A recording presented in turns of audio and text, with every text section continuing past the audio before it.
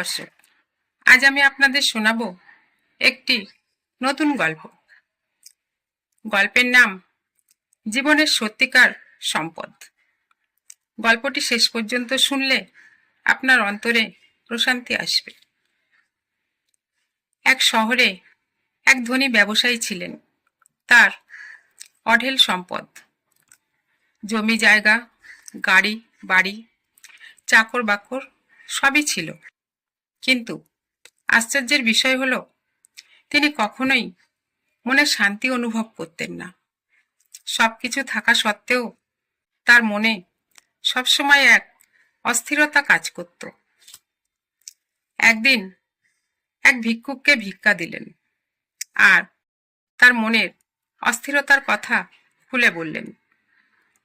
ভিক্ষুকটি বলল, এখান থেকে অনেক দূরে গ্রামের প্রান্তে এক দরিদ্র কাঠুরে বাস করে, যে দিনমজুর, কিন্তু দেখেছি সবসময় হাসি খুশি থাকে।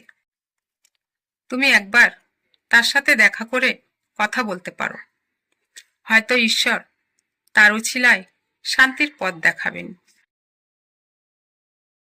কাঠুরেকে দেখার জন্য ব্যবসায়ী পরের দিন কাউকে কিছু না জানিয়ে বেরিয়ে পড়লেন।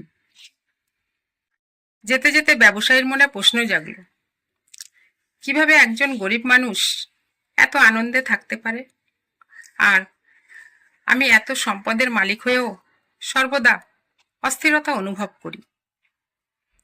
কৌতূহলবশত তিনি কাঠুরের বাড়িতে গেলেন। ছোট্ট কুঁড়ে ঘরে ছিল একটি মাত্র বিছানা, কয়েকটা বাসন আর সামান্য ভাত, তরকারি ছিল না। কাঠুরে হাসি মুখে তার সঙ্গে কথা বলল, বসতে দিল, আন্তরিকভাবে তাকে সামান্য নুন ভাত আর পানি খেতে দিল। ব্যবসায়ী ক্ষুধার্ত ছিল, ভাবল এই খাবার তিনি কিভাবে খাবেন। তবুও কিছু না বলে খেতে শুরু করলেন।